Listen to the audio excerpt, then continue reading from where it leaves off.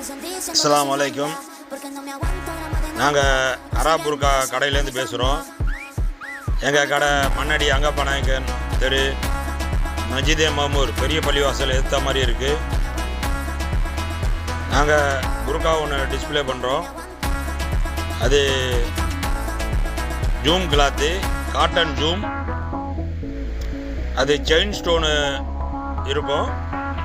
பார்டரில் colour design வரும். அந்த கலர் மாறி மாறி நிறைய கலரில் இருக்குது. இதில் 52, 54, 56, 58 எல்லா சைஸும் இருக்குது. இது இந்தியாவில் தயார் பண்ணுறது.